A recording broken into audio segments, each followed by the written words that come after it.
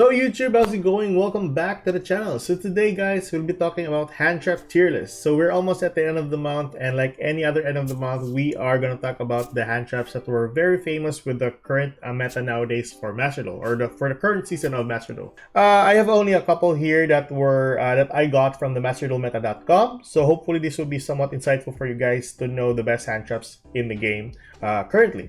So right off the bat, or to start off our tier list, we're gonna separate them on 4 parts. One would be for staple hand traps, so hand traps that are really good in all of the decks basically.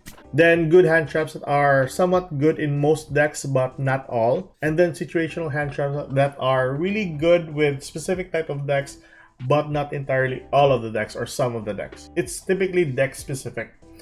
And then you'll have hand traps that are basically unusable with the current meta nowadays.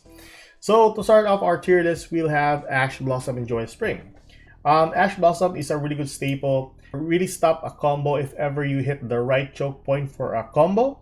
Other than that, any card that your opponent wants to get a hold of from their deck, then stop it with a copy of Ash Blossom and possibly garner you a win.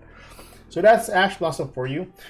The next card we'll have is Duel and Lock. So Duel and Lock has been taking place in most of the decks once Purelist came out. So the Purelist has a knack of adding more cards from the deck to the hand, typically. And that is what Duel and Lock is trying to stop. The card advantage for Purelist are really insane. So having a drop of Duel and Lock during that turn or when they're trying to add a card is very detrimental for them. Not only that, this can also stop Maxi. Well, typically, once Maxi gets the first card, you can drop a copy of Duel and Lock, and then they can add more cards every time you spell summon. So, insanely good for the meta nowadays for Duel and Lock. And then we have Bestials. So, Bestials is a really good card to go up against a Light and Dark deck. But even so, some of the Light and Dark decks are kind of frequent nowadays for Master Duel since we're going into the Kashtira meta by next month. But even so, I think majority of the decks nowadays, even if you're using Bestials into your own Light and Dark deck, it is still really good, and it would benefit you quite a bit to have a 2500 body on the field, which has an effect. So insanely good as well. I think your opponent will have a hard time just removing that 2500 body on the field. So I'm going to put this one as a really good hand trap for that matter. Then we have Gamma. Gamma, I'm going to put this one somewhat on situational, just because majority of the people using Gamma is because they are using synchro-based decks. But I'm going to put this one as a really good hand trap. The best part about Gamma is that it can negate and destroy the monster and then spell summon the level 6 to the field. The only downside for this is typically you need to have no monsters on the field face up, and then second of all, you'll have a problem of having a driver accessible to you during your starting hand. So typically, if you draw that on your starting hand, you already have one dead card on your draw. So very bad situation. I think this would be very good if Konami will get us a 3rd copy of Gamma into Master Duel, but that's just on me. I do prefer having 3 copies of this just to increase our consistency of getting hold of a level 8 synchro to the field. Then we have Evening Match. I'm gonna put Evening Match as a really good card, although it phased out for a while after Purelist came into the scene. Yeah, I think if you're gonna use Evening Match on a Purely deck, typically they're gonna end their board with 2 or 3 cards on the field, and that's just somewhat irrelevant in some cases. But against a really combo heavy base deck, this is a really strong card. So it's really good in some of the decks, or going up against some of the decks, but not all. And then we have Effect Veiler. Effect Veiler, I would say this is typically a really good card, but I do prefer running a copy of Imperm rather than Effect Veiler, because Effect Veiler can only be used during your opponent's turn. The benefit of Effect Veiler is that you can still activate this monster or activate this hand trap even if you have a card on the field, whereas Imperm cannot be activated if you have a card on the field. But yeah, it is still a really strong hand trap. Then we have Dimensional Shifter. So Shifter, I'm going to put this one on situational, because majority of the decks don't really use Shifter. There's only like a couple or a handful of decks that really benefits with the Shifter. That being Exorcisters is one of them. So Exorcisters, from the start of the season, currently in Master Duel, I only saw like 1 or 2 players that use them for the whole season.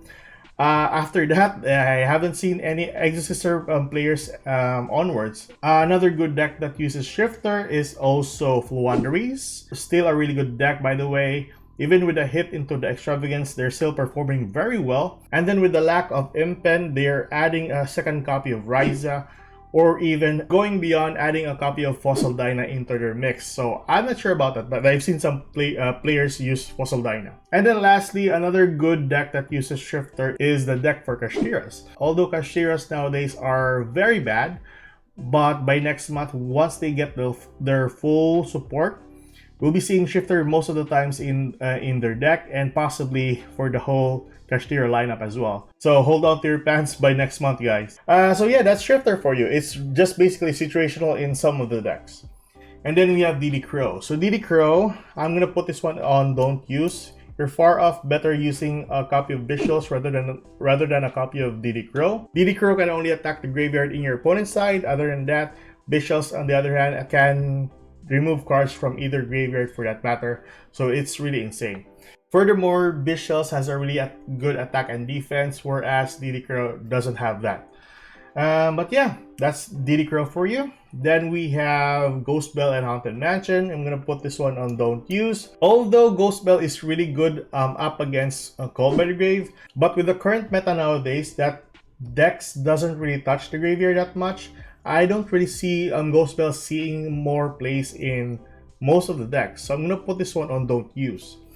Then we have Imperm. So Imperm, really good staple as well. Like I said earlier, most of the decks really use this type of thing.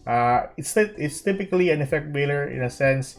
Also, another good part about Imperm is once you activate it on the field, you'll basically have one column unavailable for your opponent. Then you have Max C. A drop of Max C can instantly gain you an advantage and also a win. A really good staple as well on 3 copies. Then we have a copy of Moonlit Chill, a really good card, but I do prefer running a copy of Imperm. So if you don't want to run Imperm, Effect Veiler is somewhat better than a copy of Moonlit Chill. The best part about Moonlit Chill is you can burn your opponent with the amount of damage once that monster leaves the field. But other than that, if you just basically want a negate, go for Imperm. Then you have Nibiru. Nibiru is somewhat relevant nowadays for the current meta. Dragon Links balls into a Nibiru summon. Also Mathmex. They're very cautious nowadays in summoning more than 4 times. That of course, sprites are very cautious nowadays as well. They need to summon Gigantic Sprite beforehand or before they move towards more of their combos so that they can stop a Nibiru from ever dropping into the field. A really good staple as well. I think most of the decks are running 1 or 2 copies of Nibiru. It really depends on the deck. Then we have a copy of Snow Rabbit. Snow Rabbit is a really good card. Really pops cards on the field that are continuous spell or field spells. Like for example, the Purities. They have their continuous spell and their field spell that can instantly pop with a copy of Snow Rabbit. Also, exit monsters in the field that has their effects to detach, so that you can use the effect of Snow Rabbit on them. Furthermore, Gigantic Sprite is one of the best targets, and also possibly a Diablosis is a really good target as well. So yeah, that's basically Snow Rabbit. Then we have Winter Cherries. I'm not really a fan of Winter Cherries. I think the best scenario to use Winter Cherries on is a tournament, since the majority of the time you'll be seeing similar decks during the tournament. So targeting those specific decks with Winter Cherries is very beneficial. But other than that, casuals and ranks in Master Duel don't really use Winter Cherries.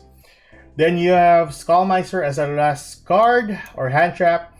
Basically, don't use this one. If ever it's your turn, you're far off better using a copy of Cold by the Grave. Or if ever during your opponent's turn, you're far better off using a copy of Visuals just to remove the card. So insanely good. But yeah, that is a tier list for you guys. What are your thoughts on the tier list that I made? Are there any significance to the tier list that I made? And if you want to change anything, tell me in the comment section below. That is it for today. Keep safe, good luck, and I'll see you guys in the next video. Goodbye, guys.